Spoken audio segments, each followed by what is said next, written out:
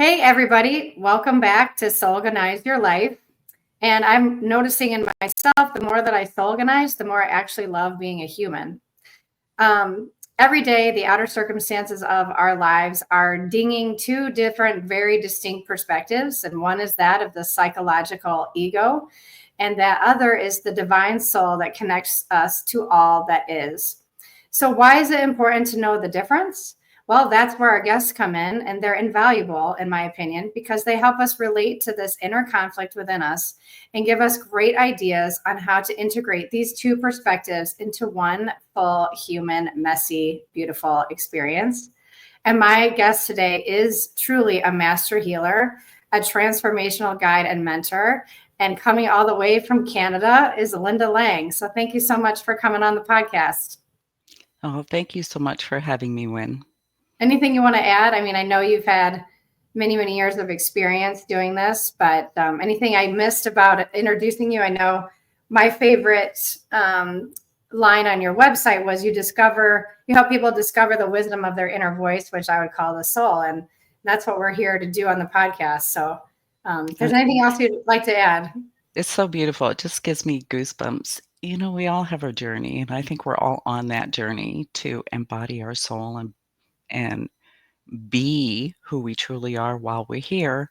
And even if we don't get there, our soul is still connected to us and learning from all of our experiences. So I Mhm. guess the thing I would say is let's relax about it a bit. Because you're saying even if we're oblivious our whole lives, the soul is still up there going, "Oh, I'll take away that lesson and that one." And I'm like, so even if you're oblivious, we're okay. Exactly. Exactly. And so you said we're on a journey, and I'm assuming that there was a really distinct moment that your journey changed, or you woke up, or whatever you call it, up there in Canada. What would you say Yeah, that moment was for you? for sure. It it was when I was 22, which is quite a while ago, I might add, and I had this beautiful, perfect life, right? It was just I didn't want it to change, and then it changed like that because I had a cancer diagnosis, a Hmm. very rare cancer that they didn't have much success in treating. Chemo didn't work, radiation didn't work. The only thing they could do would be to amputate my leg, and Wow. if I lived for 5 years, that was I had about a 50% chance of living for 5 years, Oh my goodness. and if I didn't, it would be back and I'd be dead in a year. That was the diagnosis I had, and I was 22. I had a husband and a new baby. This Wow. was not the kind of life experience I was expecting or planned for. Wow. And I can't see your legs, but I do know on your website you said I'm still dancing around on your beautiful legs. So Yep, something else happened besides the traditional method of going through what the doctors were suggesting. absolutely. So you can imagine how devastating that was, and this is back in the early '80s when we didn't have as much talk about alternative therapies Mhm. or even possibilities. Really, there weren't many practitioners. It was a really scary time for me, for sure. And what happened was I started to have this reoccurring dream for the first several nights after, which actually gave me some guidance. Then I had a mystical experience, I would call, Mm. almost like a visitation. I had an Wow. orb of light come in, right, and it came right in front of me and then up into my nose, cartilage, up into my third eye, and I was in this most profound, beautiful place of unconditional love. There is so much love for us in the Mm. universe, and just when you think you can't possibly handle any more love, there's more love and more Wow. and more. So that was really the pivotal moment for me when I realized there was something more Mm. important than my physical body, and I was bound and determined through, actually some very inspirational, quotes from the Bible that implanted, or perhaps that was already implanted in my unconscious, that, Mm. there's an answer to every solution, and it's there. It's there for us. So Wow. I was guided, and here I am today, right? Well, you use the word pivotal, and to me, I don't know if that word does it justice to have first such a devastation of having a brand new as a mother, like having a brand new baby. That would be unbelievably devastating. And then, like you said, a great life with a husband and just, trying to live the humanness of it all. And then be told at 22, the prime of your life, that I mean, how did you even know to get tested for that? Well, synchronicity, right? I felt there was something going on behind my knee. It Mm. didn't hurt, but if I banged it on something, I wouldn't be able to stand on Hmm. that knee for a few minutes. And so I asked the doctor. She, checked it out, said, "Well, it looks like a little bit of swelling. Maybe there's a cyst or something." She was dumbfounded that it came back cancer. I didn't smoke, I didn't drink, I didn't do drugs. I was like pure, clean, and healthy, and this is what my body was doing. So it was divine, really. She was astounded that I essentially found this tumor. It was about 2 centimeters, and it was underneath all the muscles, right? Oh my And gosh. attached to the cartilage, but I knew it was there, right? Yeah, so it's interesting. I always wonder, those little painful moments of banging your knee. I always wonder if that is sort of the universe or some divine inspiration trying to get your attention. Yeah. And I don't know, you said you'd maybe read the Bible previously. So before you were 22, were you a spiritual or religious person? I wasn't ever a religious person per se, but I think I was always a spiritual person. Hmm. I always had a love for angels Hmm. and for, things like astrology, right? Hmm. Even, being 12, 13, 14 years old, I would always find it interesting. Spirits, the spirit realm, and I had a few experiences, I guess I would say, with spirits, um, prior to this, and certainly plenty after as well. So I Yeah. knew there was more, right? So when you're growing up and you sound like you might have been a really happy child, just sort of feeling the connection of the things around you, not really questioning it, just sort of being excited that that was even a possibility, and maybe not even understanding at the time that you were growing sort of this separate sense of yourself, this ego, which would be attached to the fear of the body. Did you understand any dynamic of that before all this happened?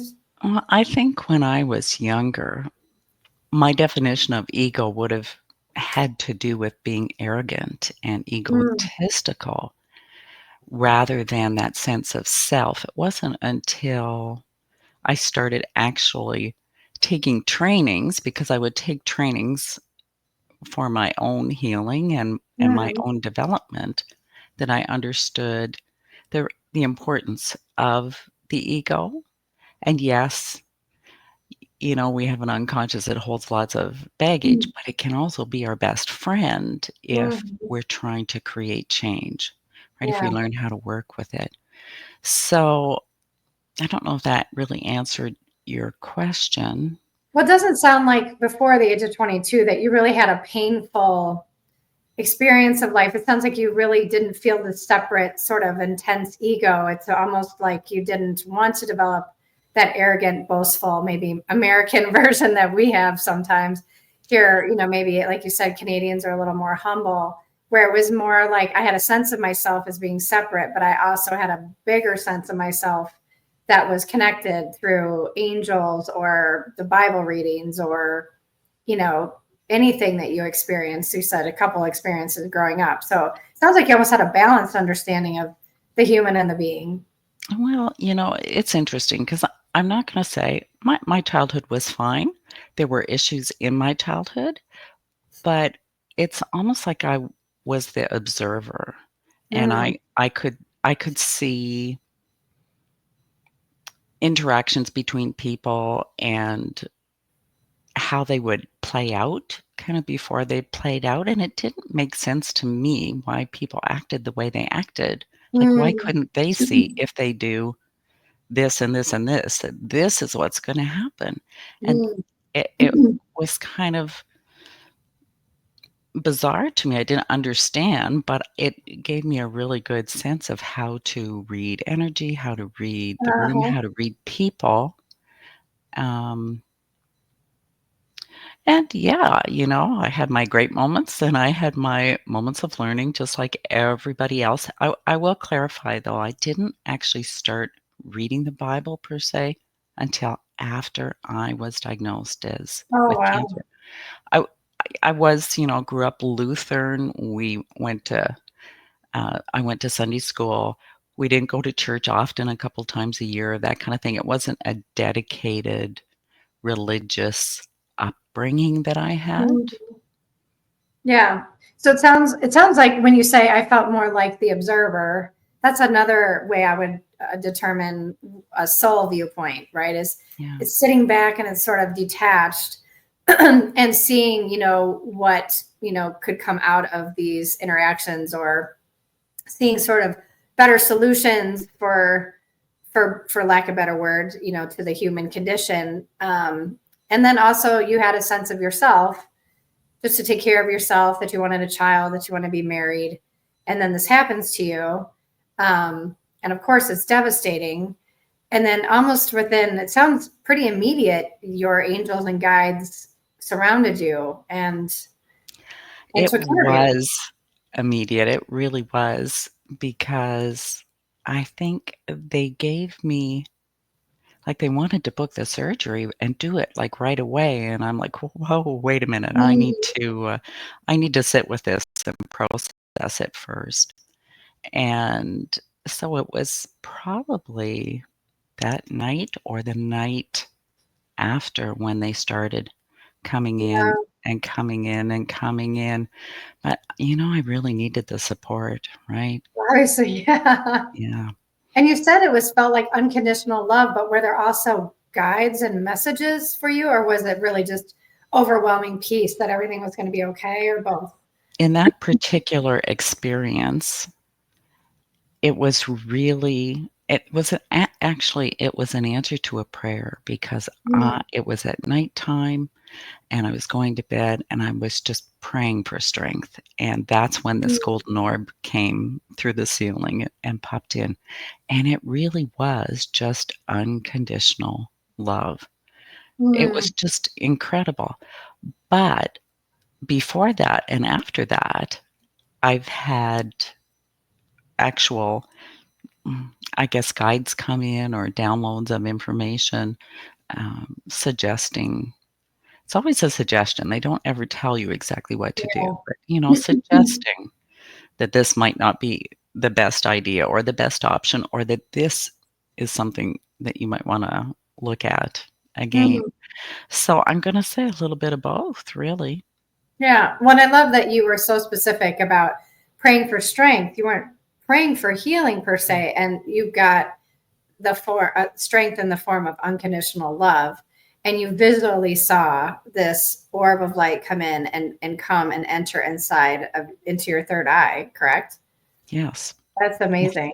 And so the really interesting thing is that it lit up this space within me. It was within me, this dimension that had this Mhm. incredible unconditional love, Ah, right? It's I see almost what you're saying. It wasn't like it came in for the first time. It just sort of exposed it the fact that you already were unconditional love. it lit Very it up. different. It's like our body holds portals almost, Hmm. right? That give us access to different dimensions. Hmm. Wow. And you probably maybe didn't know that at 22. Oh, no. No. Mhm. So did you battle your ego at all during that time? Like, how was it maybe Oh, yeah. developing fear? Like what? So help the audience understand the difference that you were experiencing within one person. For sure, I would oscillate from this, pure love and knowingness of how Mhm. eternal we are and how it's all okay, it doesn't really matter, to having, extreme fear.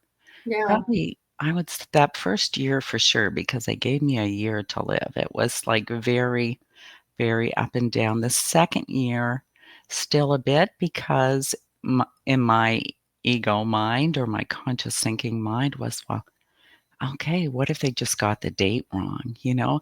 Oh And god. then after, 2 years, it was like, "This is ridiculous," like, Mm. I'm here, they've given me such, guidance and, dropped the breadcrumbs for me to follow. Mhm. I just let it be. Just So let how it did be. so knowing you had this intense fear inside of you from the ego as well as soul guidance, how did you turn more directly to the soul in treating this condition versus the egoic, and you're around a bunch of other egos, right? Doctors telling you you have 1 year to live, maybe your husband is freaking out, so you're experiencing other egos, not, probably peaceful, like, oh, it's going to be great, you know? Yeah. Well, I was very careful who I told, for one Mhm. thing, very careful. I just walked away from the medical, community completely, Wow. which I don't necessarily advise for every Right. person to do, but that exactly what I did, and it was, years several years later when I reintegrated myself, I guess I would say, into the medical community because, you know, Mhm. I was having another baby, so, hey, you need a doctor for that, at least that's what I was thinking at the time. Yes, yes, yes. But it was definitely a journey. I guess maybe the trick was actually listening to the guidance that came in, Yeah. you know? The things that I just knew and I didn't know how to know, I would Mhm. take action on, and, paid off really well for me, I would say. Yeah, one of the ways that I'm starting to discern my ego from the soul is my ego it believes things and my soul knows things. And so to your point, you said I just knew, which is a huge leap in itself to go from, well, I believe in the medical community or I believe that these people want to help me to there's this weird thing that I know and I don't know how I know it and I can't explain it to anyone, so I'm not even going to talk about it. But how did you decide? I mean, maybe you felt like it wasn't a decision. I don't know. I'm just assuming people grappling with something like this. How did you say no to the medical? Like, how did you do that? I had to do it because of that dream, that really intense dream that I had every night. I just knew that it meant if I had my leg amputated, I would die. Mm, And of course, the doctors are trying to convince me that I'm gonna die if I don't. right. Because you're giving into the fear if you have your leg amputated, and your Ex the dream was maybe telling you something different. exactly, Yeah. exactly.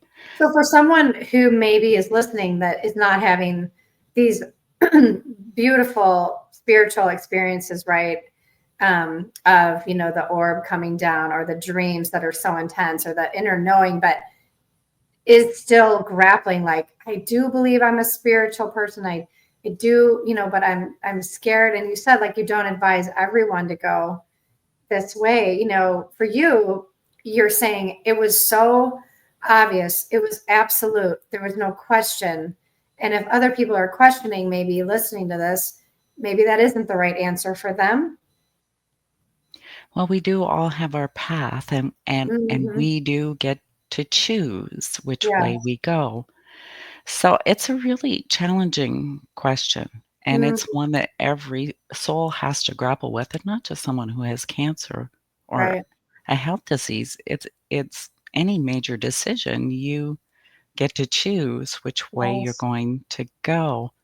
And so the best advice I could give you is to try and find that alignment where, Mhm. your higher self or your soul is in alignment with your conscious self and your subconscious, because you need your subconscious to make true and lasting change. Gosh, Linda, in 10 minutes or less, tell us how to do that. Yes. It's it's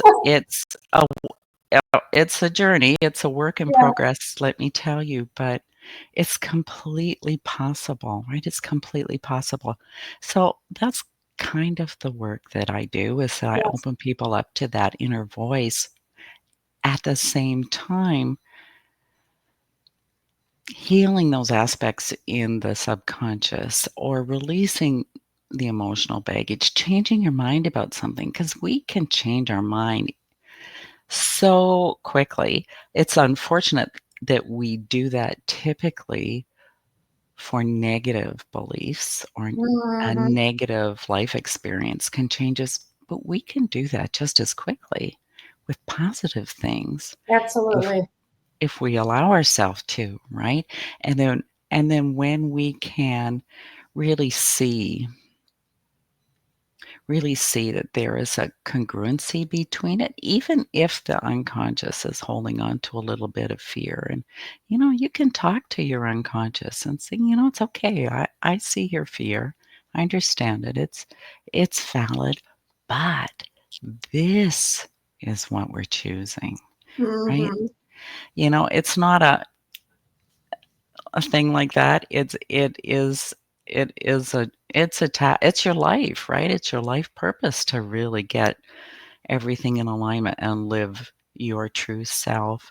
The one thing I would like to say to anyone who does have cancer or some kind of chronic health decision, they've got to get over the idea that it's like poof and you're healed. Mm. It is a kind of 24/7, you know, 365 day a year responsibility. It's a lifestyle. Exactly. Yeah. Exactly. Yeah. I love that you just said that, because that is often what we do, as someone who goes to a Reiki master myself, I'm often going in there thinking she's going to take out all of it. She's going to, but it's really, we're partners now. Like, I go and we work on whatever is to be worked on that day, but that's not the end of it. And the other thing I want to comment on is, you said sort of helping people, which I wrote down emotional alchemy. That was something I saw on your website that I thought was really cool about transformation and transforming probably energy but to your point, like, we can focus as much as we want on whatever we want. And in therapy, we're often focusing on what we don't want. And so we just keep talking about more and more. What don't I want? I don't like this relationship. I don't like the way this person is treating me. I don't like my job. And I think that in some ways is a disservice, because we keep focusing. And, I love this idea of emotional alchemy with you, where maybe you help clients, to your point, like, go in there and sort of transform it at some capacity. Like, you don't take away the memories or the bad feelings. You do something, heal it, I guess, right? What do you do? Well, that's actually a term that my guides gave me, and I really love it. I do Emotional alchemy. It's too. beautiful. Mhm. Typically, when people come to me with emotional issues, there's a number of techniques I use. My favorite is from the Huna shamanic tradition, because we actually go into the psyche and pull the emotion out.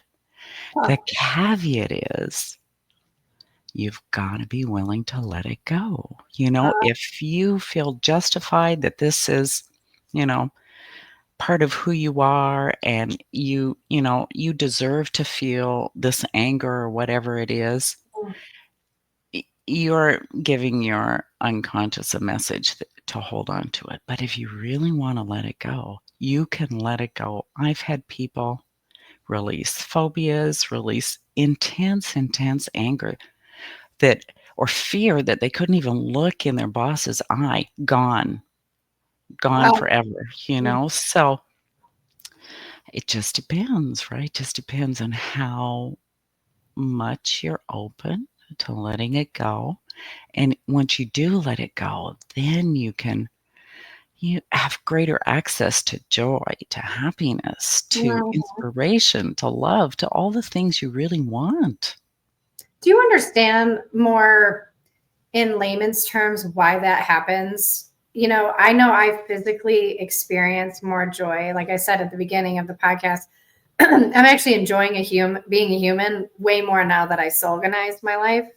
And there's something about that. There's just this space that it's almost like I was holding a balloon underwater and I just let it pop up. And it's so effortless now to experience happiness versus before I was like holding on to such anger and emotions. And people are doing that. And it's like you say, you let it go, but are we letting it go? Are we transforming it? Are we just making room? What is it? And how do you experience it? Well, the laws of physics say that you can't create or destroy energy, but it can change form, right? Yeah. So, energy, um, emotions are energy in Mm-hmm. motion, so to Yep. speak. That's typically how the spiritual community defines it. And it's true, our emotions do have a lot of energy. And when we don't let them go, that energy gets stuck in our body and eventually can turn into disease. Many years later, my guides told me that the cancer behind my knee was all the resentments I ever felt in my life that I've been holding on to, Wow. and that having my leg amputated was one way to let those resentments go. Wow. I chose to actually do my work. And to answer your question about, in layman's terms, how to let people know that, I'm going to say that our human minds really like to understand. Our conscious mind likes to understand, and it thinks if we understand everything, then Hmm. we can fix it. Yes. But from a spiritual perspective, where we put our attention to is where we're contributing our immense creative power to. So Mm. we're actually feeding those emotions and limiting beliefs, those negative circumstances, when we dissect them. And then we get more trouble, more Hmm. victimhood, more all of the things that we don't want, because understanding the why doesn't stop it from happening. It actually kind of feeds that pattern in our psyche. Wow. So if I were to work with you or anyone was to work with you, I would think that let's say I had cancer behind my knee, I would think that that would be the last thing that would dissolve from an X-ray after I had somewhat admitted what those negative stuck emotions were, transformed them and healed them and released them and started concentrating on something other than that. And I'm guessing at some point you maybe went back for an X-ray and it hadn't grown or hadn't changed or hadn't moved or even went away. Okay, so how I had the diagnosis when was they actually removed the cyst and sent it for biopsy. Oh So wow. it had been removed. However, this particular type of cancer, very aggressive, didn't Mm. stop there. And it actually had kind of a side effect that they couldn't explain, but this particular kind of cancer would have a rash on your abdomen indicating it was growing. And Wow. so, Mm-mm. in my journey, one of the things I knew I had to do was to go see my brother who had become involved in a herbal company, and we all thought he was insane, myself included. He's joined a cult, blah, blah, blah. I knew I had to go see him. Went to see him. He took me to the guy who taught him how to muscle test. They muscle tested my body. Mm. So I started listening to my body, what to feed it, physically, actually physically feed it so that it could regain its health. Because once we have Wow. something on a physical level, you know, it needs to heal on a physical level too, Yeah. right? So from there, I didn't live in the same city as my brother, so I went back to my city, ran out of the herbs that I was taking, uh, went to see, a practitioner here, and they took me off all the supplements. My rash started growing, so I knew the No cancer was way. growing.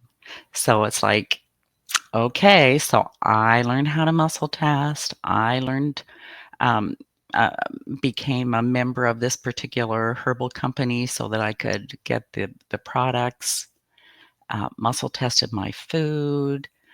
I mean, Wow. it was, a journey, right? It was a journey for me. It wasn't an instantaneous, healing, having that amazing mystical experience, but boy, did I gain some wisdom. So now I know how to tap into the energy of the body. When I work Mm, with someone, that's the first thing I check is their energy system. And when they tell me something that they, don't really believe or they want to believe, I can see the incongruency in their energy system. wow. And, that can really trip us up, really trip us up. That's amazing. So this lovely soul journey for you has taken you to all of the levels of healing the body, the emotions, and I know obviously the thought systems. Your website is Thought Change, correct? Yes. .com to find you. So is that the best way for people to find you if they do want to reach out and work with you or listen to your podcast? You have many, many, many podcasts. Yeah, for sure. Thoughtchange.com is probably the easiest way. They can, send me an email there. I'm on social media. I'm not a big social media person, though. Yeah. And definitely through the podcast, I've had some amazing guests, Yeah. really.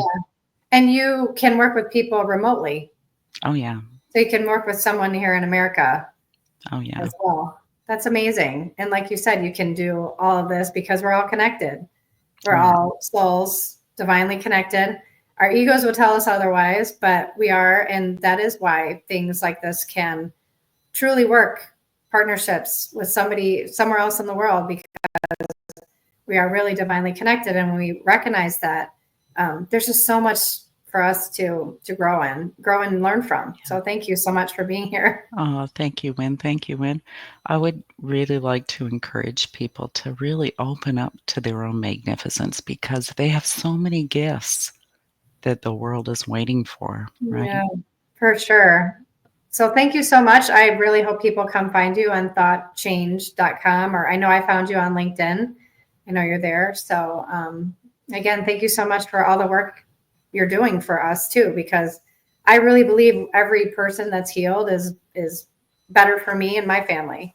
The more of us that step into this, we really can change the world. So thank you. We we really can. We really can. All right. Well, thank you. And I hope you have a great rest of your day up there in Canada. Don't get too frozen up there. Thank you, Win. Thank you, Win.